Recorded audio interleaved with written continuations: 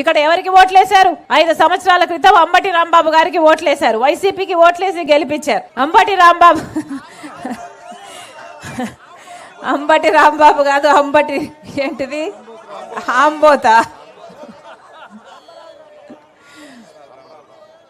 ఒక్కసారి ఆలోచన చేయండి. ఏం చేశారన్నా? ఒక్కసారైనా మీ కష్టానికి మిమ్మల్ని ఆదుకున్నారా? ఇరిగేషన్ మినిస్టర్ కదా, ఇరిగేషన్ మినిస్టర్ అయ్యుండి ఇక్కడ మోడర్నైజేషన్ అవసరము అని తెలిసి కెనాల్ మోడర్నైజేషన్కు కనీసం తట్టెడు మట్టి తీసి పోసింది లేదు. అసలు ఇరిగేషన్ ప్రాజెక్టులు రాజశేఖర రెడ్డి గారు ఎంతగా కట్టారో, ఆయన వదిలి వెళ్ళిపోయిన ప్రాజెక్టులను జగన్మోహన్ రెడ్డి గారు 6 నెలలలో పూర్తి చేస్తానని చెప్పారు. ఒక్క ప్రాజెక్టు ముట్టుకోలేదు, ఒక్క ప్రాజెక్టు పూర్తి చేయలేదు రాజశేఖర రెడ్డి గారి ప్రాజెక్టులను.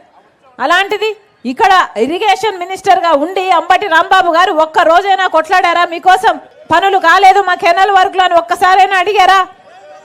ఈయన ఇరిగేషన్ మినిస్టర్గా ఉండి ఒక్క ప్రాజెక్టు కూడా కట్టడానికి సహాయం చేయలేదు. కానీ కనీసం రాజశేఖర రెడ్డి గారి కట్టిన ప్రాజెక్టులకు గేట్లు వరదల వల్ల కొట్టుకుపోతే కనీసం ఆ గేట్లు కూడా మళ్ళీ పెట్టలేదన్నా.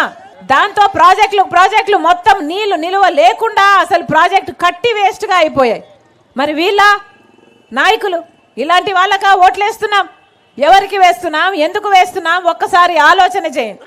మళ్ళీ చెప్తున్నాం, ఇలాంటి వాళ్ళకు ఓట్లేస్తే ఇసుక మాఫియా, లేకపోతే లిక్కర్ మాఫియా, లేకపోతే దందాలు, అన్ని లిక్కర్ షాపులలో మీ ఎమ్మెల్యేకి 33% వాటా ఉందట కదా, అవునా?